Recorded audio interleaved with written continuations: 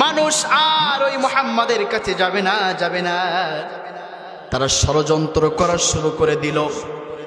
আর যেই ষড়যন্ত্র বিশ্বনবী মুহাম্মদ রাসূলুল্লাহ সাল্লাল্লাহু আলাইহি ওয়াসাল্লামের বিরুদ্ধে শুরু করে দিল, মহান রব্বুল আলামিন পবিত্র কোরআনুল কারীমের ভিতরে 10 নম্বর পারা 8 নম্বর সূরা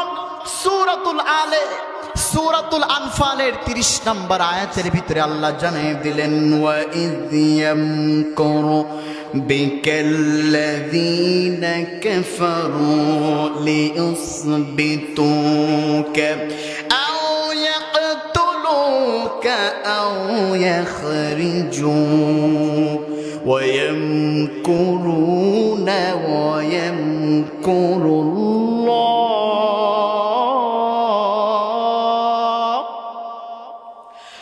والله خير الماكرين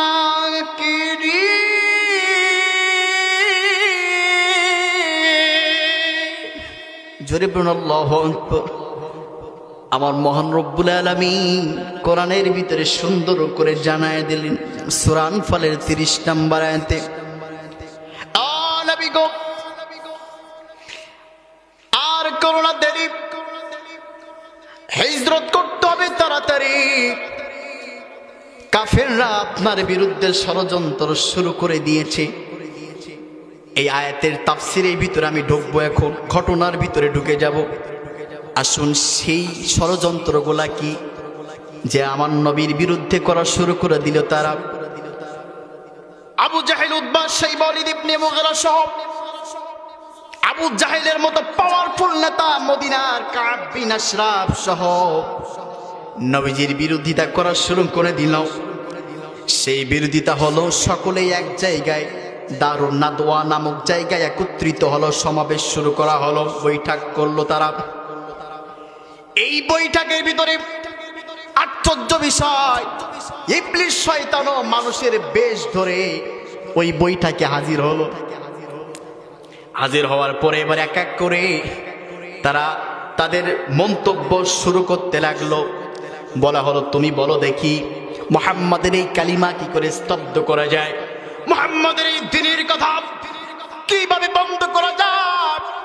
তোমরা এক এক করে বলতে শুরু করো। প্রথমে যাকে বলতে বলা হলো আবুল বাখতারি, একজন নামে কাফের। আবুল বাখতারি সে দাঁড়ানোর পরে সে বলল, ও লিডার, ও নেতা, আমি আমার যে মন্তব্য পরামর্শ আছে, যেটা আমি বলতে চাই, সেটা হলো মুহাম্মদকে এই দেশ থেকে বিতাড়িত করে দাও, মুহাম্মদকে তার নাগরিকত্ব ক্যান্সেল করে দাও, মুহাম্মদকে মক্কা ছেড়ে মক্কা থেকে বাহির করে দাও,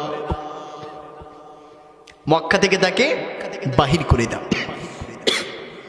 বলার সঙ্গে সঙ্গে ইবলিস বলে, না না না, ওই মুহাম্মদকে মক্কা ছেড়ে বাহির করে দিলে চলবে না। ওই কেন?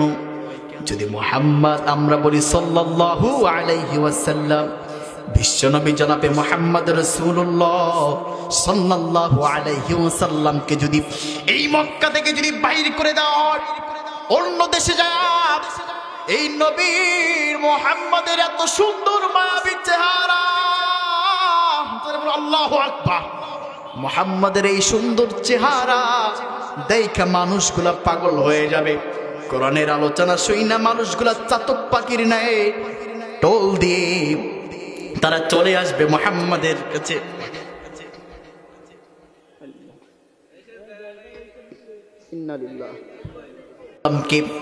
বাহির করে দিবে। এই কথাতে রাজি হলো না কেউ।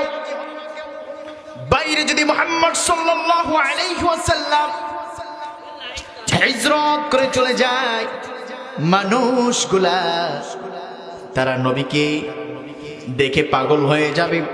তার কোরআনের আলোচনা শুনে, মনোমুগ্ধকর কথা শুনে, মিষ্টি মিষ্টি ভাষা শুনে সবাই তো কালিমা পড়ে মুসলমান হয়ে দল ভারী করে এক পর্যায়ে আমাদের উপর তো হামলা করবে। না না না, তা হবে না। আরেকজন দাঁড়িয়ে গেল, আরেকজন দাঁড়িয়ে সে পরামর্শ দিল, শুনো তাহলে মুহাম্মদ সাল্লাল্লাহু আলাইহি ওয়াসাল্লামকে তোমরা কারাগারের ভিতরে বন্দী করো। কোথায় বন্দী করো? কারাগারে বন্দী করো, যাবজ্জীবন কারাগার দিয়ে দাও। যতদিন না দুনিয়া থেকে চলে যায় ততদিন পর্যন্ত জেলখানার ভিতরে পচে মরুক। জোরে বলুন নাউজুবিল্লাহ। আমি এই ঘটনাগুলো পড়ি অবাক হয়ে যাই।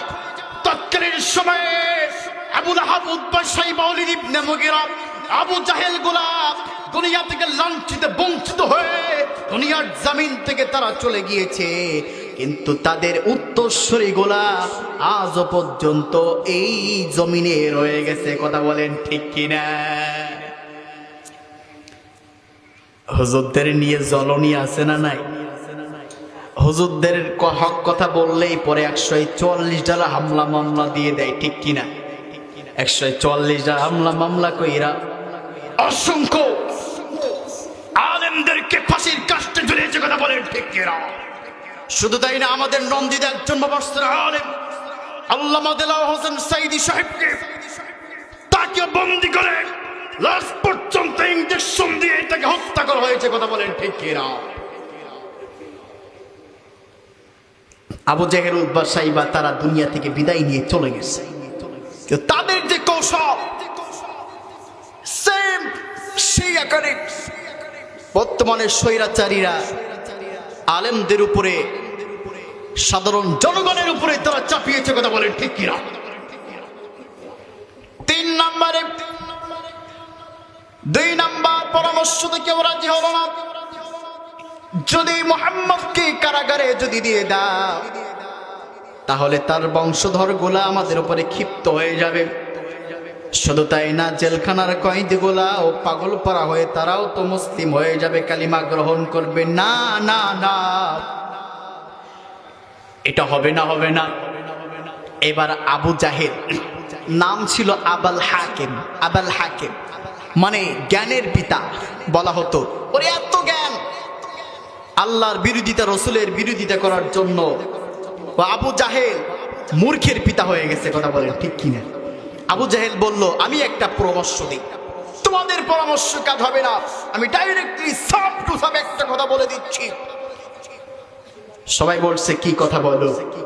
আবু জাহেল বলল, মুহাম্মদকে এই দুনিয়ার বুক ছেড়ে চিরকালের জন্য বিদায় করে দিতে হবে। কি করতে হবে? দুনিয়ার জমিন থেকে বিদায় করে দিতে হবে। এই কথা বলার সঙ্গে সঙ্গে সকলে একমত হয়ে গেল।